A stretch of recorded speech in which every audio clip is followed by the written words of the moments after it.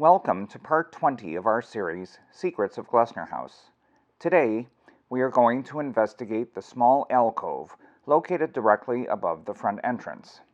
During the video, we will discuss how the space was used by the Glessners and how it directly relates to a feature they saw in the home of the house architect, Henry Hobson Richardson. This view, looking east from the main hall, shows an interesting alcove over the front door, in a space that exists because of the unusual design decision made for the time of having the main entrance at ground level. Visitors usually guess that the alcove served as a musician's gallery, but that is not correct. This early floor plan of the house shows that the alcove would have originally looked very different from how it was ultimately built. In this plan, we can see that the architect intended to place Francis Glessner's conservatory in the space. Windows facing both east and west would have brought sunlight into the room for much of the day. As the plan for the house evolved over time, the conservatory was moved to a space over the dining room, which was larger and provided more sunlight. These early exterior elevations of the house were drawn when the conservatory was still being considered in its original location. You can see two different variations of the windows on the front of the house that would have admitted morning light into the space. Once the decision was made to move the conservatory to another part of the house, the exterior design took on the appearance it has today. The huge arch over the door, containing a tree of life motif set into the tympanum, replaced the windows and became one of the trademark features of the house design. The alcove is directly behind this arch. As noted here in the original building specifications, quote, "The walls of this alcove will be covered with cork 1/4 inch thick in pieces about 4 by 8 inches, and thoroughly glued to clear white pine sheathing nailed to the studs," unquote. John Glessner noted that the function of the alcove was to receive prints and drawings, which could be held in place with thumbtacks. The idea for such a space would have come directly from the architect, based on information John Glessner noted about his final visit with Richardson shortly before his death. Quote, "On the occasion of my last visit to him, I found him in his bedroom, a particularly interesting room, by the way. Its walls were covered with cork, very soft and pleasing in appearance and texture, the object being that fresh sketches or prints might be put up daily with thumbtacks," unquote. This view, taken just a few months after the Glessners moved into their new home, is the only historic photograph to show the alcove in use as originally intended. The alcove, seen at far left, features a large mounted photograph of the Glessners' house sitting on some chairs, and a large color print of the moon tacked to the south wall. This chromolithograph, measuring 24 inches square, was produced in 1880 by Henry Harrison, who also created the original painting showing the first phase of the moon when about 3 days old, which he based on a photograph taken through a telescope. Here we see the entrance into the alcove from the library as it appears today.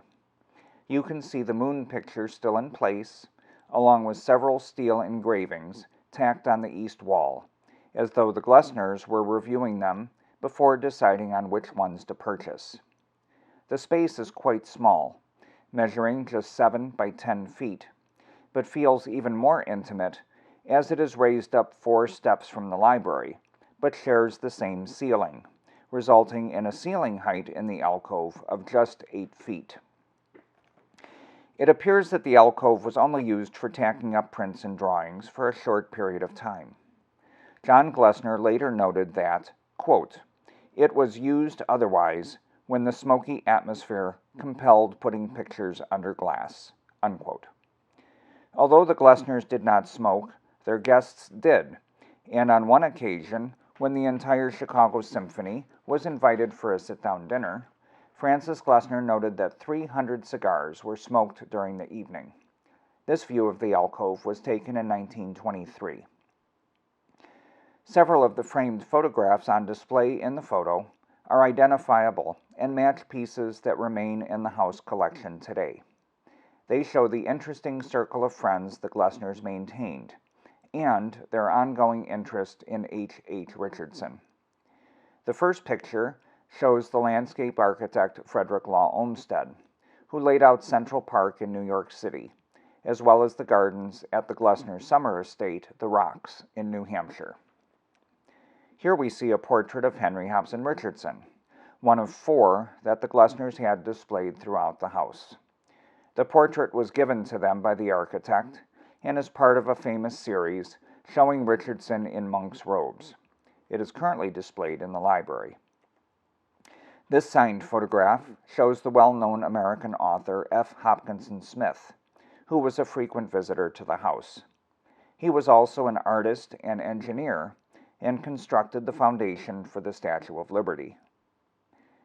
Edward Everett Hale was an American author and the grandnephew of Nathan Hale, the famous American spy during the Revolutionary War. This is a portrait of Augustus St. Gaudens, one of America's greatest 19th century sculptors and a leader of what was known as the American Renaissance. The Glessners came to know him through various friends in Boston. On the south wall of the alcove, we can see 2 of Richardson's best-known buildings. This photograph shows the main entrance to Austin Hall, which he designed for the campus of Harvard University. The building had special significance as it was easily visible from the windows of George Glessner's dormitory rooms during his years at Harvard. Barely visible on the wall is the Glessners' large illustration showing Richardson's greatest work, Trinity Church on Copley Square in Boston. The piece appeared in Harper's Weekly in 1886, the year Richardson died. The Glessners' copy is one of just 10 proofs produced containing the original signatures of Phillips Brooks, rector of Trinity Church, and George E. Johnson, the artist.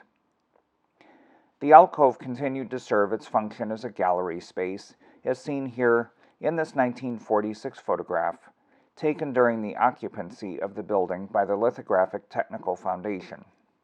Next to the famous War Bonds poster at center, featuring an illustration by Norman Rockwell portraying freedom of speech, we can see the individual pieces of cork used in the construction of the wall. This is now hard to see as the wall was painted at some point later on. We hope you have enjoyed learning the secrets behind this unusual space in the Glessners' home and what was displayed here through the years. Tune in next time when another secret will be revealed.